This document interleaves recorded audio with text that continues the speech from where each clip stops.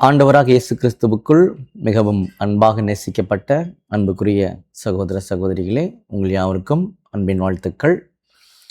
விசேஷமாக நாம் தொடர்ந்து பார்க்கக்கூடிய இந்த ஒரு ஜீவனும் ஜீவ உரிமைகளும் என்ற தலைப்பின் கீழாக இன்றைய நாளுக்குரிய ஒரு கேள்வி பதிலுக்குள்ளாக கடந்து போக போகிறோம். அதற்கு முன்பாக ஒரு சிறிய ஜெபம் பண்ணிடலாம். வானத்துக்கும் பூமிக்கும் ஆண்டவரே, உமக்கே துதியும் சோஸ்திரமும் கனமும் மகிமையும் சதா காலங்களும் உண்டாயிருப்பதாக. பிதாவே, விசேஷமாக எங்களுடைய வாழ்நாட்களில் ஒரு நாளை கொட்டி கொடுத்து வேதத்துள்ள மகத்துவமான காரியங்களை இப்பேற்பட்ட ஒரு காரியத்தின் மூலமாக தெரிந்து கொள்ளும்படி நீர் செய்த கிருபைகளுக்காக நன்றி செலுத்துகின்றோம். இன்றைய நாளில் நாங்கள் தெரிந்து கொள்ளக்கூடிய காரியத்தை அதிகமாக நாங்கள் தியானித்து புரிந்து கொள்ள தேவதாம் கிருபை செய்யண்டமாய் ஜபிக்கின்றோம். யாவும் எங்கள் மீட்பெரும் இரட்சகரும் குருவுமாகிய ஆண்டவராக இயேசு கிறிஸ்துவின் நாமத்தினாலே கேட்கிறோம் நல்ல பிதாவே, ஆமேன். அன்புக்குரிய சகோதர சகோதரிகளே, 1916 வருஷத்தில் கேட்கப்பட்ட ஒரு கேள்வி. ஸோ இதுக்கப்புறமா நிறைய நீதிமானாக்கப்படுதல் பற்றி நம்ம தெரிஞ்சுப்போம். அதனால் நல்ல ஒரு புரிதல் இருக்கும். ஸோ நிதானமாக என்ன பண்ணலான்னா கவனிக்கலாம். கொஸ்டின் நீதிமானாக்கப்படுதலை செய்வது யார்? யெகோவா தேவனா, ஆண்டவராகிய இயேசு கிறிஸ்துவா? Who does the justification or justifying அப்படின்றது. ஸோ கேள்வி புரிஞ்சில்ல நமக்கு எல்லாருக்குமே. நீதிமானாக்கப்படுதல் அப்படின்ற ஒரு வேலையை யார் செய்கிறது? பிதாவாகிய தேவனா, ஆண்டவராகிய இயேசு கிறிஸ்துவா அப்படின்றது. அவருடைய பதில், யெகோவா தேவனும் நம்முடைய ஆண்டவராகிய இயேசு கிறிஸ்துவும் இருவருமே நீதிமான்களாக்குகின்றார்கள் அப்படின்னு பார்த்தீங்கன்னா சொல்றார். தேவனே அவர்களை நீதிமான்களாக்குகிறார்னு சொல்லி ரோமர் 8:33 வசனம் கொடுக்குறாங்க என்று அப்போஸ்தலர் கூறுகிறார். கர்த்தர் இயேசுவின் இரத்தத்தில் விசுவாசத்தின் மூலமாக நாம் நீதிமான்களாக்கப்படுகின்றோம் அப்படின்னு கூட பார்த்தீங்கன்னா நமக்கு ரோமர் 5:9 வசனங்கள் இருக்குது. திரும்ப படிக்கிறேன். யெகோவா தேவனும் ஆண்டவராக இயேசு கிறிஸ்துவும் இருவருமே நீதிமான்களாக்குகிறார்கள். தேவனே அவர்கள் நீதிமான்களாக்குகிறார் என்று ரோமர் 8:33 படிக்கிறோம் என்று அப்போஸ்தலர் கூறுகிறார். கர்த்தர் இயேசுவின் இரத்தத்தில் விசுவாசத்தின் மூலமாக நாம் நீதிமான்களாக்கப்படுகின்றோம் அப்படின்னு சொல்லி நமக்கு ரோமர் 5ஆம் அதிகாரத்துலலாம் அதை பற்றி பேசுகிறாங்கன்றதையும் சொல்கிறாரு. தேவனுடைய நீதிமானாக்கப்படுதல் கர்த்தர் இயேசுவின் இரத்தத்தின் மூலமாக அளிக்கப்படுகின்றது. எப்படி ஒரு கனெக்ட் பண்ணுறாருன்னு தெரியுதா? நம்மளை நீதிமானாக்குறது யாருன்ற ஒரு கேள்வி வரும் பொழுது பிதாவும் பண்ணுறாங்க, குமாரன் பண்ணுறாங்கன்னு சொன்னார். எப்படி கனெக்ட் பண்ணாரு பாருங்க.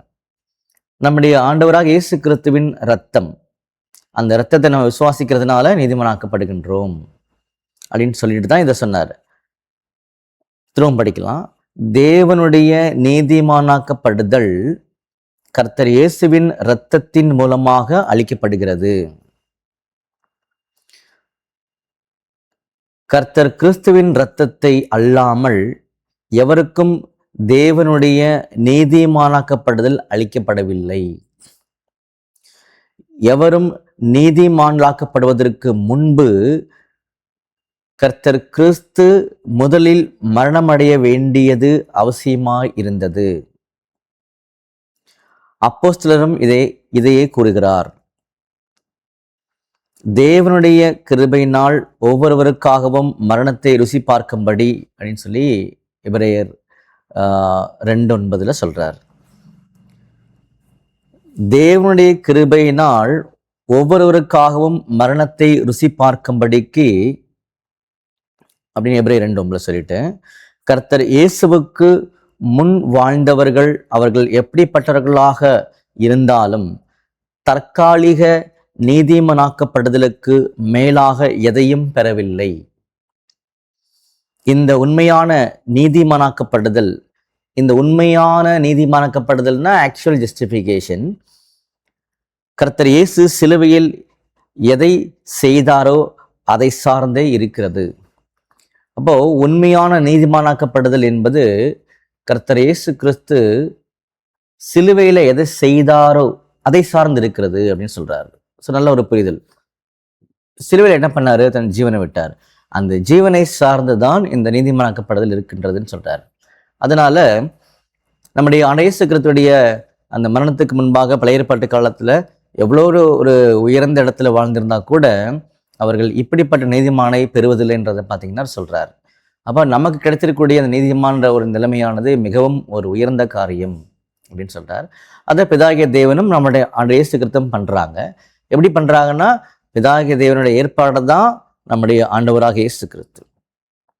அவருடைய இரத்தத்தின் மீது விசுவாசம் வைப்பதன் மூலமாக நமக்கு நீதிமானாக்கப்படுதல் என்ற ஒரு காரியத்தை பிதாகிய தேவன் கொடுக்கிறார்ன்றதையும் அங்க சொல்றார். இன்னும் முடிக்கல அவரு. அடுத்தது, தேவனே நீதிமானாக்குகிறார், ஏனெனில் கண்டனம் செய்தவர் தேவனே. பார்த்தீங்களா? நல்ல ஒரு புரிதல் இது கூட. தேவனே நீதிமானாக்குகிறார்.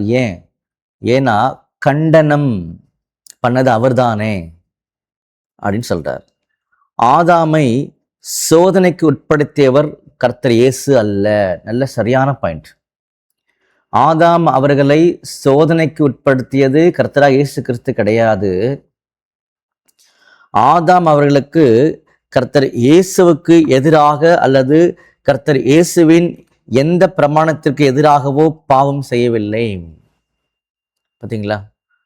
ஆதாம் அவர்கள் நம்முடைய ஆண்டவராக இயேசு கிறிஸ்துக்கு எதிராக அல்லது அவருடைய எந்த பிரமாணத்துக்கு எதிராகவும் ஆதாம் அவர்கள் பாவம் செய்யவில்லை. ஆனால் தேவனுடைய பிரமாணத்திற்கு எதிராக தேவனுடைய நீதிக்கு எதிராக ஆதாம் பாவம் செய்தார்.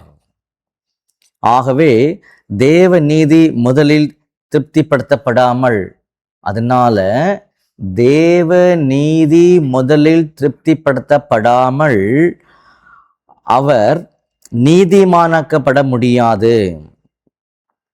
ஆகவே தேவ நீதி முதலில் திருப்திப்படுத்தப்படாமல் அவர் நீதிமானாக்கப்பட முடியாது. யாரு?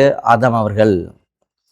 நீதிமானாக்கப்படுவதற்கு முன்பாக நாம் குறிப்பிட்ட நிலைமைக்கு வர வேண்டும். கரெக்டா? நாம் குறிப்பிட்ட நிலைமைக்கு வர வேண்டும். பிறகு பிதாவுடன் பரிந்து பேசுகிற ஒருவர் நீதிபரர் கிறிஸ்து நமக்கு வேண்டும். இந்த ஊழியத்திற்காக தேவன் நியமித்திருக்கிற மேன்மை பொருந்திய மேன்மை பொருந்திய பிரதான ஆசாரியர் தான் இந்த பரிந்து பேசுகிறவர்.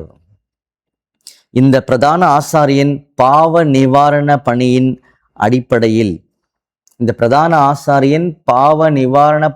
அடிப்படையில் தான் தேவன் நம்மை ஏற்றுக்கொள்கிறார்.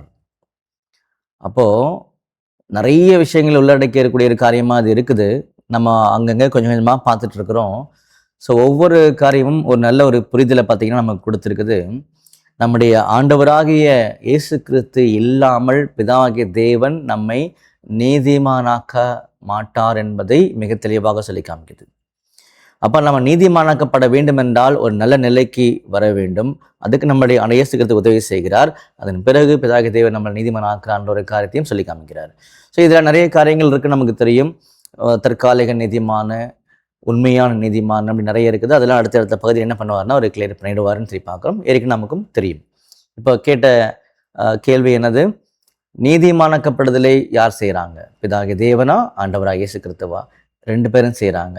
எப்படி செய்கிறாங்கன்றது தான் அங்கே சொல்லி காமிச்சார். எப்படி செய்கிறாங்கன்னா, நம்முடைய ஆண்டவராக இயேசு கிறிஸ்துவனுடைய அந்த இரத்தத்தை விசுவாசிப்பதன் மூலமாக நம்ம நல்ல நிலைக்கு கொண்டு வரப்படுகின்றோம். அதுக்கப்புறம் பிதாகிய தேவன் நம்மளை அங்கீகரிக்கிறார். அப்போ நீதிமானாக்குறான்றதை அங்கே சொல்லி காமிக்கிறாங்க. ஸோ இந்த காரியங்களை குறித்து நம்ம தொடர்ந்து தியானிக்கலாம். தெய்வம் தாம் ஆசீர்வதிப்பாராக. ஆமேன். ஒரு சிறிய ஜெபம் பண்ணி முடிச்சிடலாம். சர்வ வல்லமையும் மகா இரக்கமும் கிருபையும் நிறைந்த அன்பின் பரலோக பிதாவே, உமக்கே துதியும் சோஸ்திரமும் கனமும் மகிமையும் சதா காலங்களிலும் உண்டாயிருப்பதாக. பிதாவே, இப்பேற்பட்ட ஒரு புரிதல் மூலமாக நீர் எங்களுக்கு கொடுத்திருக்கக்கூடிய அருமையான ஏற்பாடுகளுக்காக நன்றி செலுத்துகின்றோம். இந்த காரியங்களை நாங்கள் விட்டு விடாதபடிக்கு தொடர்ந்து எல்லாவித முயற்சியுடன் உடைய கிருபையின் அடிப்படையில் செய்ய தேவந்தாம் எங்களுக்கு கிருபை செய்யணுமாய் ஜபிக்கின்றோம். இவை யாவும் எங்கள் மீட்பெரும் ரட்சகரும் குருவுமாகிய ஆண்டவராக இயேசு கிறிஸ்துவின் நாமத்தினாலே கேட்கிறோம் நல்ல பிதாவே. ஆமேன்.